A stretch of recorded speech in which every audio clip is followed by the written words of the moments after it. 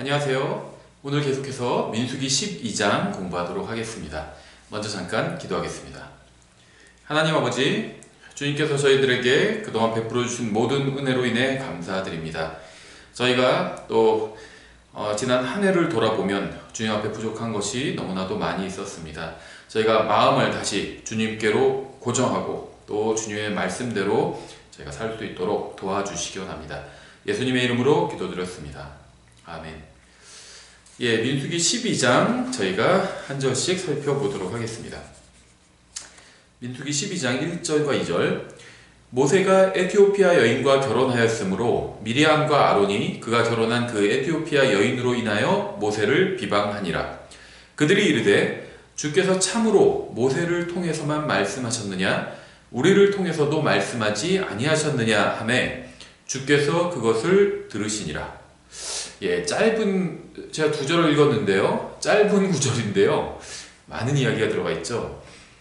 미리암과 아론이 모세를 비방한 이유가 1절에서는 그가 에티오피아 여인과 결혼했기 때문이라고 하지만 2절에서는 그들의 진심이 드러나 버렸습니다. 그들은 시기심으로 인해서 모세를 비방한 거죠.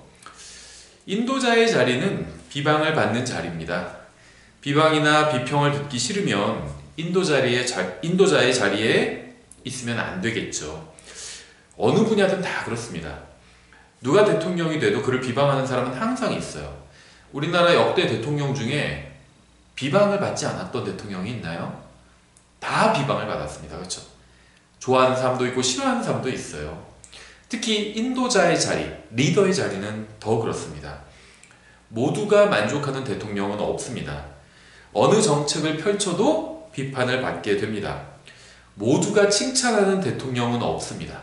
죽으면 좀 칭찬할지 몰라도 죽어도요 또 다 칭찬하는 건 아니에요. 싫어하는 사람은 여전히 있습니다.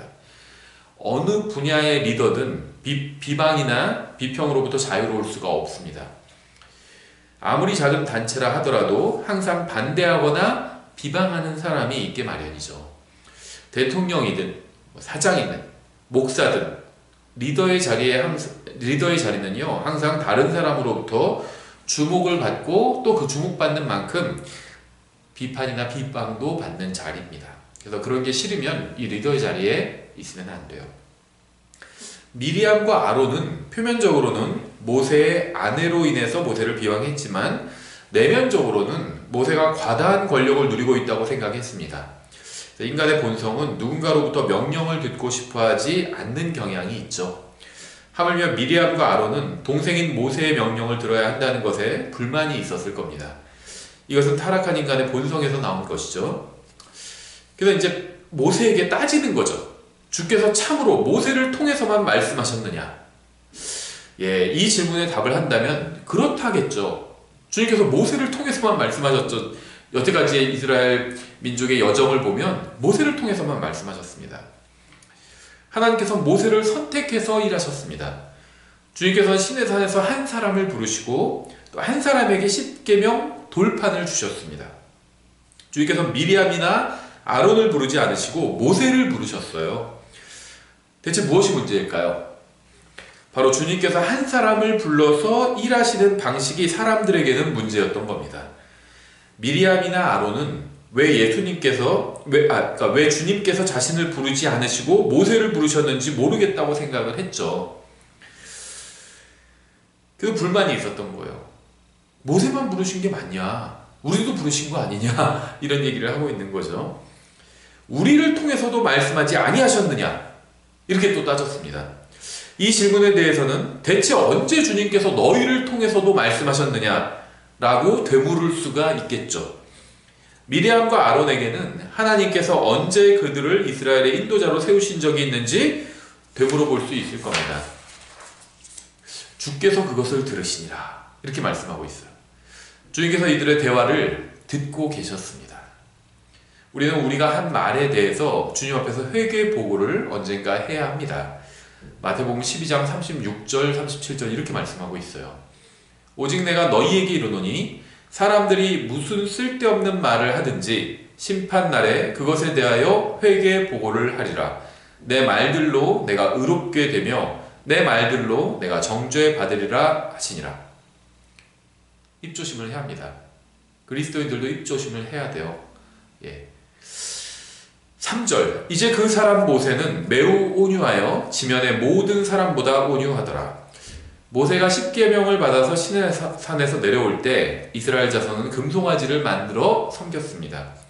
모세는 그 모습을 보고 진노해서 십계명 돌판을 깨뜨렸고요. 금송아지를 가루로 만들어서 물에 타서 백성이 마시게 했습니다. 사람들은 이러한 모습을 보고 모세가 과격하다고 할 수 있을지 몰라도 하나님께서는 모세가 지면의 모든 사람보다 온유하다고 말씀하셨습니다. 성경에서 말씀하시는 온유함이란 단순히 부드러움이나 무기력함이 아닙니다. 성경이 말씀하시는 온유함은 하나님께서 주신 은혜를 자신에게 해를 입힌 다른 사람들에게 베풀 수 있는 능력이에요. 그러니까 성경이 말씀하시는 온유함은 나에게 해를 입힌 사람에게 은혜를 베풀 수 있는 능력이라는 겁니다. 이게 온유함이에요. 모세는 자신을 비판하고 부당하게 대하는 사람에게도 은혜를 베풀 수 있는 능력을 가지고 있었습니다. 미리암이나 아론에게는 이런 능력이 없었어요. 이러한 면으로 인해서 주님께서는 모세를 200만 명이나 되는 이스라엘 자손의 인도자로 세우신 것이죠. 주님께서 모세를 이스라엘의 인도자로 세우신 이유는 그가 똑똑해서도 아니고 힘이 세서도 아니고 재능이 많아서도 아니라 자신을 비판하고 욕하는 사람에게도 관대하게 대하고 은혜롭게 대하는 사람이었기 때문이었습니다. 또한 이것이 바로 하나님의 양무리를 인도하는 사람에게 가장 필요한 덕목 중 하나라는 점도 잊지 말아야 되겠죠. 4절 주께서 갑자기 모세와 아론과 미레암에게 이르시되 너희 세 사람은 회중의 성막으로 나오라 하시니 그들 세 사람이 나아가매. 예, 성경에는 주님께서 나타나셔서 사람들에게 말씀하시는 장면이 많이 나오죠. 근데 주님께서 갑자기 나타나신 것은 굉장히 드문 일입니다. 이런 경우 별로 없어요. 갑자기 나타나셨다. 마치 대화를 주님께서 듣고 있다가 도저히 안 되겠다고 생각해서 갑자기 뛰어든 것과 같은 상황이죠. 주님께서 이렇게 갑자기 개입하신 이유는 아론과 미리암이 더 이상 말로 죄를 짓지 못하게 하기 위함인 것으로 보이죠. 너희 세 사람은 회중의 성막으로 나오라. 이것은 마치 아이들이 잘잘못을 가리고 있을 때 아버지가 거실로 아이들을 셋을 부른 것과 같습니다. 저도 아이가 셋인데요. 아이들이 잘 놀다가 갑자기 막 싸울 때가 있어요. 서로 막 잘못했다고 비난할 때가 있습니다. 그럼 제가 너희들 셋 일로 와봐 이렇게 부르거든요. 또 저희 자매가 아이들을 볼 때 너희 셋 일로 와봐 이렇게 부를 때가 있어요. 예, 이것은 너희 얘기를 좀 들어보겠다거나 아니면 내 얘기 좀 해주겠다 이런 의미가 아니죠. 이것은 훈계하기 위해서 아이들을 부르는 아버지와 부모님의 묵직한 목소리와 똑같습니다. 너희들 셋 일로 나와봐. 당장 거실로 나와봐. 이제 이런 뉘앙스죠. 5절 주께서 구름 기둥 가운데 내려오사 성막 문에 서시고 아론과 미리암을 부르심으로 그 두 사람이 나아가니라.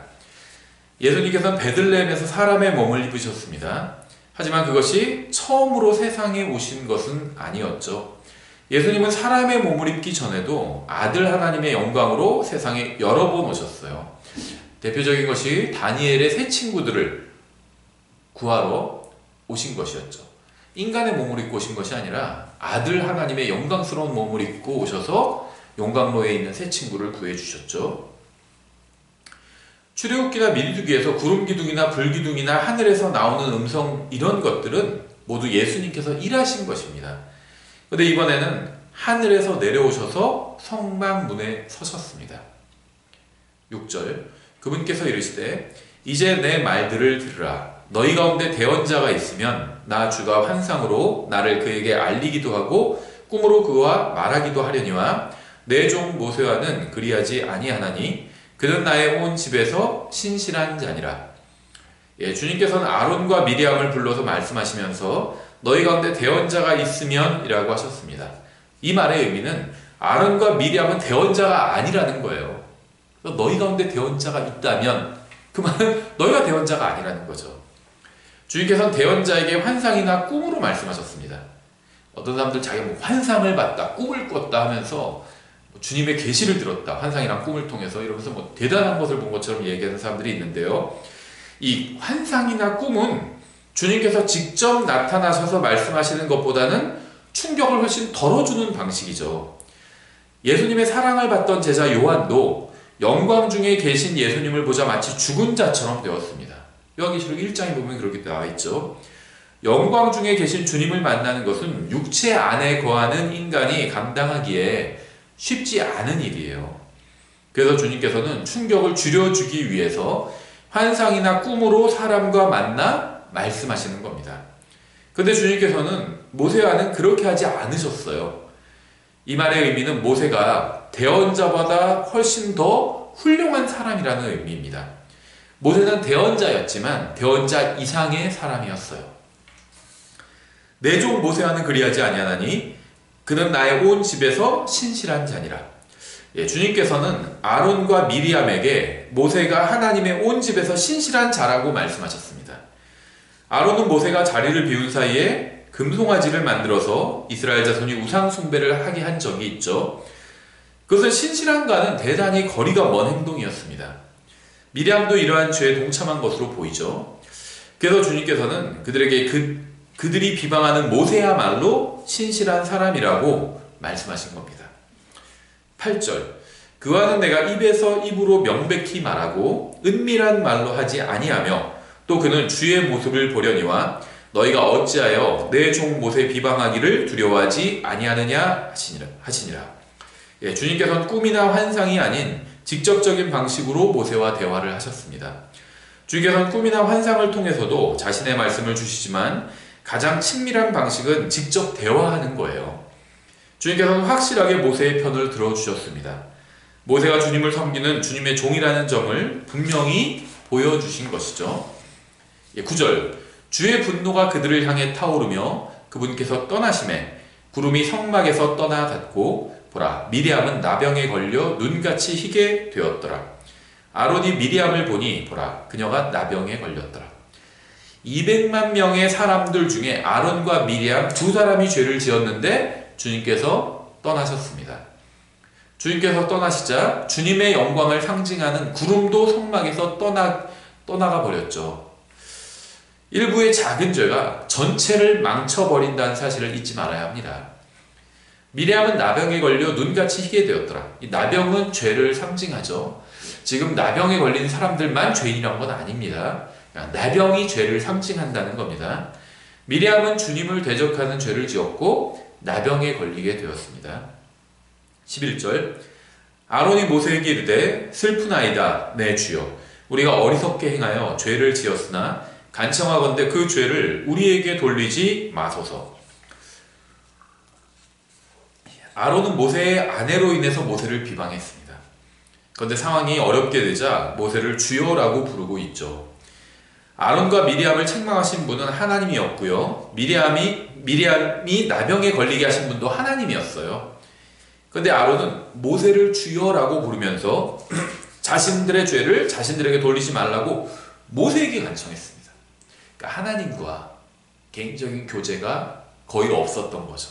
그러니까 하나님께 직접 나가지 못하고 모세에게 나갔던 겁니다. 그러면서 어떻게 모세한테 너만 하나님의 말씀을 하냐? 이렇게 따질 수 있었는지 모르겠어요. 아론에게는요, 주님께서 행하시는 것을 볼 수 있는 영적 시력이 없었습니다. 미리암이 나병에 걸리게 한 것은 주님께서 하신 일이었죠. 근데 그거를 주님께서 하신 것인지 모르고 모세가 했다고 생각한 거예요. 모세에게 간구한 겁니다. 12절 부디 그녀가 자기 어머니 태에서 나올 때 살이 반이나 썩어 죽은 자같이 되지 말게 하옵소서 하니. 우리는 앞에서 불평에 대해서 살펴봤습니다. 불평은 불신을 드러내는 전형적인 죄입니다. 그런데 아론과 미리암이 한 짓은 불평 이상의 죄였어요. 하나님께서는 항상 한 사람을 선택하셔서 일하십니다. 우리는 성경과 교회사를 통해서 이러한 사실을 입증하는 예를 수없이 찾아볼 수가 있습니다. 그런데 아론과 미리암은 하나님께서 일하시는 방식을 비난한 것입니다. 이것은 주님께서 이스라엘을 인도하시기 위해서 만드신 일종의 시스템을 무너뜨리려는 시도와도 같았습니다. 그래서 주님께서는 진노하시고 벌하신 것입니다. 살이 반이나 썩어 죽은 자같이 되지 말게 하옵소서. 아론은 미리암의 피부가 변한 것을 묘사했지만 이것은 그들의 영적 상태를 잘 보여주는 말이기도 했죠. 13절 모세가 주께 부르짖어 이르되 오 하나님이여 간청하건대 이제 그녀를 고쳐 주옵소서 하니라. 아론의 간청으로 인해서 모세는 미리암을 위해서 주님께 부르짖었죠. 모세가 저를 비방한 사람을 벌하셔서 감사합니다.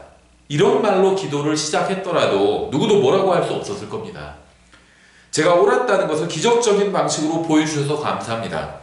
이런 말로 기도를 시작했어도 누구도 반박하지 못했을 거예요. 사실이잖아요. 평범한 사람이라면 그렇게 기도했을 겁니다. 하지만 모세는 그렇게 기도하지 않았죠. 오 하나님이여 간청하건대 이제 그녀를 고쳐 주옵소서. 참 모세의 마음을 잘 보여주는 구절인 것 같아요. 모세는 자신을 비방한 미리암을 위해서 기도했습니다. 이것이 바로 온유함이에요. 미리암은 모세에게 상처를 주었지만 모세는 미리암이 그런 짓을 하기 전부터 미리암을 사랑했습니다. 그래서 미리암의 말로 인해서 상처를 받지 않을 수 있었고요. 그녀를 위해서 주님께 간청할 수도 있었던 겁니다. 모세를 향한 미리암의 마음은 변했을지 모르지만 미리암도 모세를 사랑했겠죠. 동생으로. 그렇죠. 모세가 어릴 때 그걸 지켜봤고요. 동생을 사랑했을 겁니다. 하지만 나이가 들면서 세월이 흐르면서 주님께서 모세를 쓰시는 것을 보고 모세가 권위를 행사하는 것을 보고 욕심이 났던 거죠. 시기심이 났던 거죠. 그래서 모세를 향한 미리암의 마음은 변했을지 모르지만 미리암을 향한 모세의 마음은 변하지 않았습니다. 다른 사람의 비방이나 시기나 미움이 모세의 마음을 바꾸지 못했습니다. 이것이 바로 온유함입니다. 비평은 누구에게도 유익을 주지 못하는 경우가 허다합니다.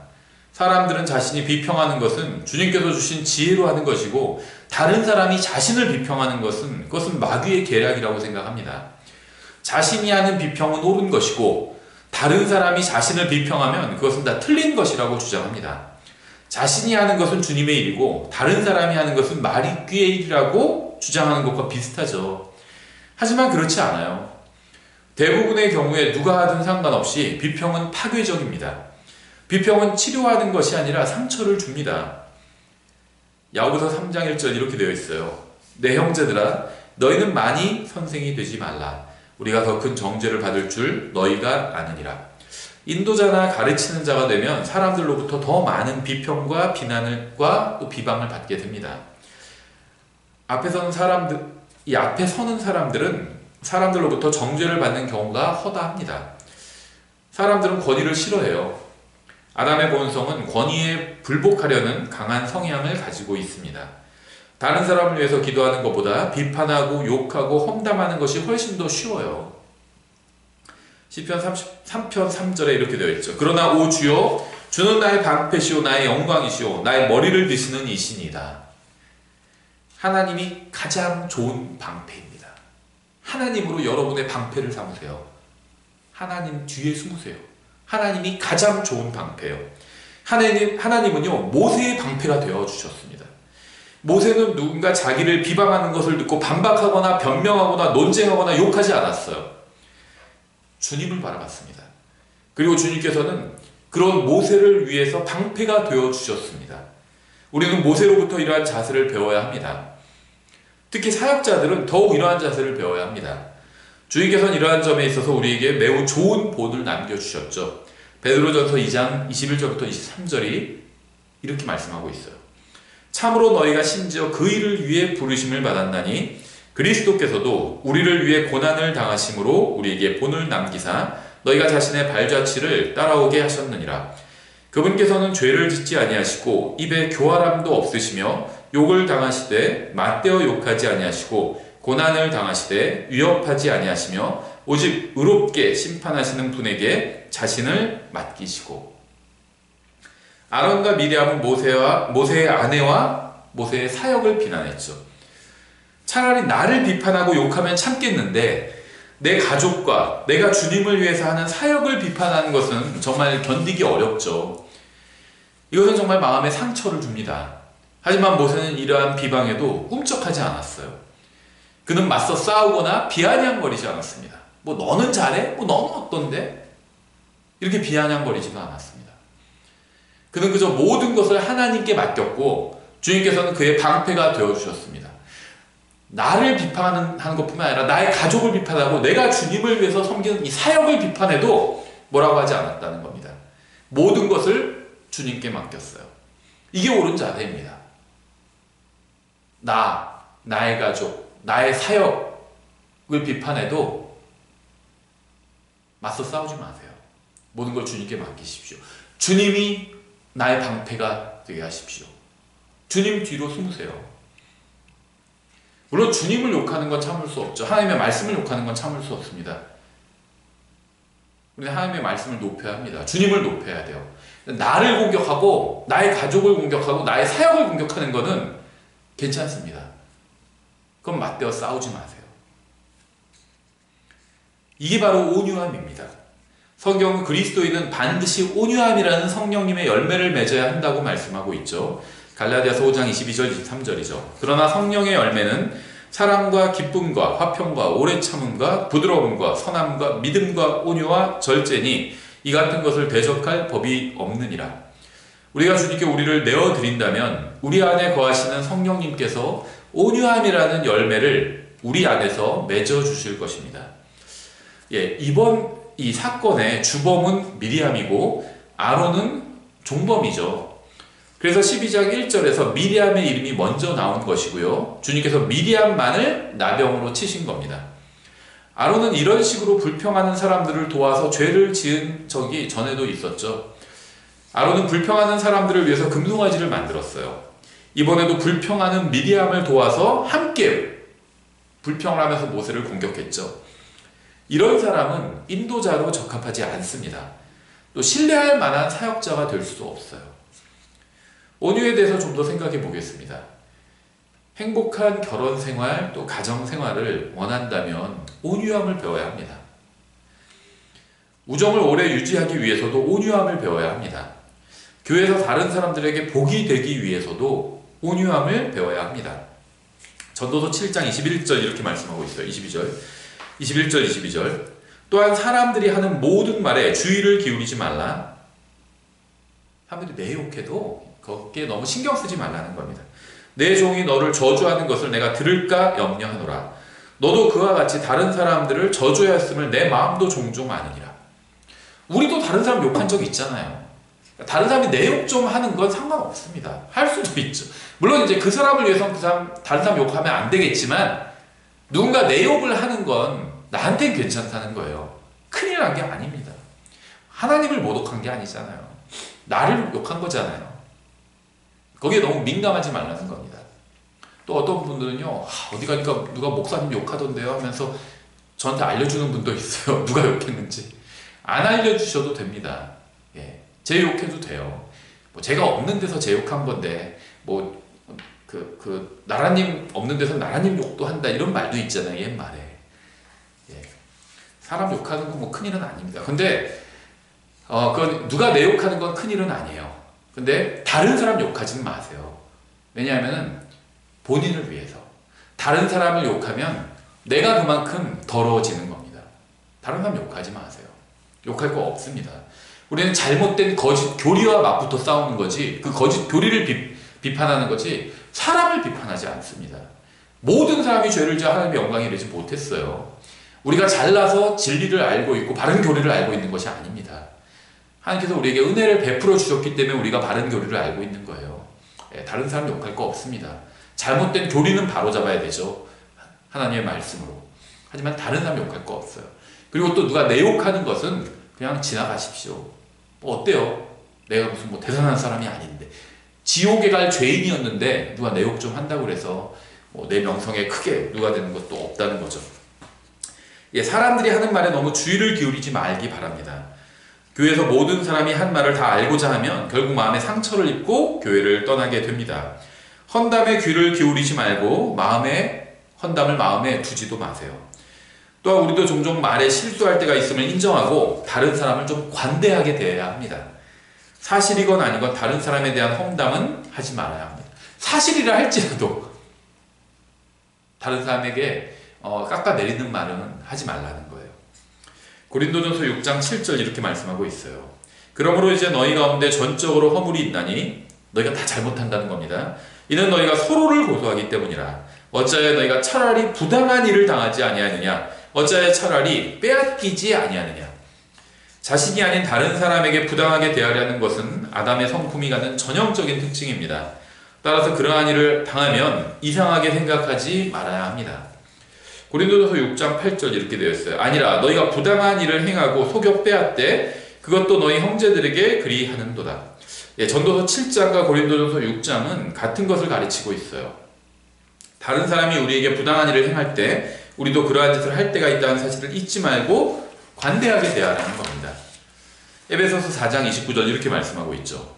부패한 대화는 결코 너희 입 밖으로 내지 말고 오직 세워주는 일에 쓸 좋은 것만을 말하여 그것이 듣는 자들에게 은혜를 끼치게 하라.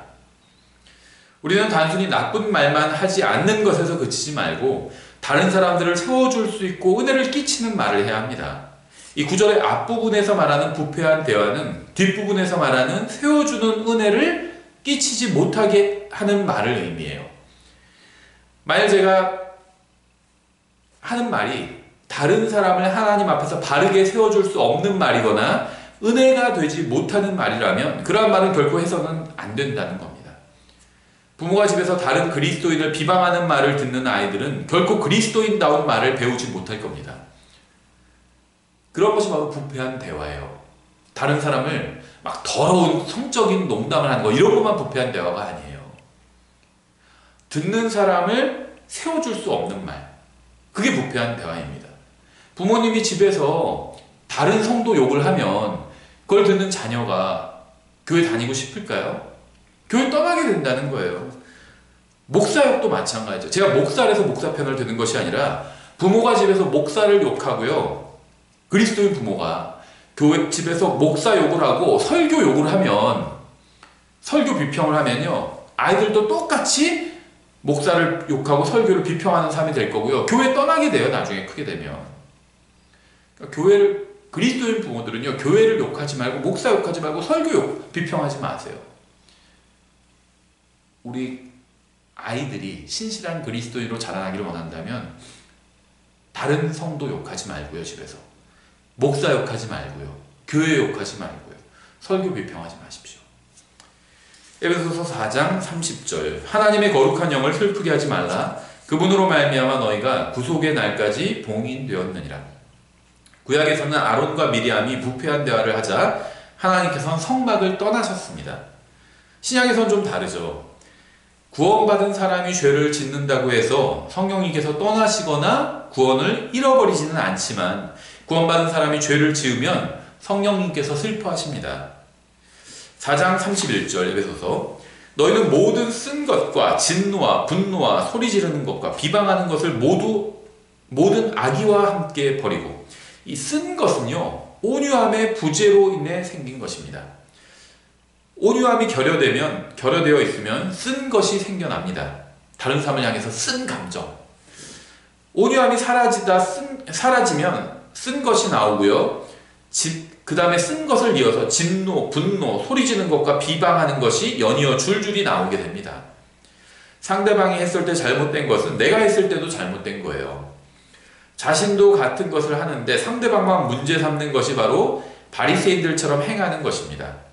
누군가 나에게 쓴 것과 진노와 분노와 소리 지르는 것과 비방하는 것이 잘못이라면 내가 누군가에게 그렇게 행하는 것도 잘못입니다. 4장 32절 에베소서 서로 친절히 대하며 31절과 반대되는 거죠. 서로 친절히 대하며 상냥한 마음을 품고 서로 용서하기를 하나님께서 그리스도로 인하여 너희를 용서하신 것 같이 하라. 우리의 기준은 자신이나 다른 사람이 아니라 하나님이 되어야 합니다. 하나님께서 용서하신 것처럼 서로 용서한다면 아무 문제가 없을 겁니다. 거기다가 친절과 상냥한 마음까지 품는다면 최상이 되겠죠. 우리는 항상 하나님께서 우리에게 대해주신 대로 다른 사람을 대하려고 해야 합니다. 이것이 우리의 기준이 되어야 합니다. 아담처럼 하지 말고 그리스도처럼 하는 것이 바로 구원받아 하나님의 아들이 된 사람들이 하나님의 아들답게 행하는 것입니다. 고로새서 3장 19절 이렇게 되어 있어요. 남편들아 너희 아내를 사랑하고 모질게 대하지 말라. 이것은 신랑이신 주님께서 우리를 대해주신 방법이죠. 사랑하고 모질게 말하지 않는 것이 관계를 좋게 만드는 방법이에요. 문제를 해결하고 완화시키는 것이 바로 이러한 방법입니다. 모질게 말하지 않는 거예요. 근데 상대방이 모질게 말하면 나는 더 모질게 말하고 싶죠. 이게 인간의 본성입니다. 근데 그렇게 하는 거는 문제를 해결할 수 없는 길이에요. 문제를 해결하고 싶고 작게 만들고 싶고 완화시키고 싶다면 모질게 말하지 말아야 합니다. 우리는 다른 사람을 대하는 방법을 주님께 배워야 합니다. 항상 기준은 주님께서 나에게 대하신 대로, 이게 기준이 되어야 합니다. 예, 마지막 문단 읽고 마치겠습니다. 민수기 12장 14절부터 16절. 주께서 모세에게 이르시되 그녀의 아버지가 그녀의 얼굴에 단지 침을 뱉었을지라도 그녀가 이랫동안 부끄러워하지 아니하겠느냐. 그녀를 이랫동안 진영 밖에 가두고 그 뒤에 다시 안으로 받을지니라 하시니, 미레암이 이랫동안 진영 밖에 갇히고 백성은 미레암이 다시 들어올 때까지 이동하지 아니하다가 그 뒤에 백성이 하세롯에서부터 움직여 바란 광야에 진을 치니라. 예, 미리암은 모세를 비방했지만 모세는 그녀를 위해서 주님께 간구했습니다. 주님께서는 모세의 기도에 응답해 주시고 미리암을 그래서 치유해 주시고 또 다시 진영 안으로 받아 주셨습니다. 그렇죠. 예, 이렇게 해서 저희가 12장 간략하게 살펴봤습니다. 예, 한 해 동안 수고 많이 하셨고요.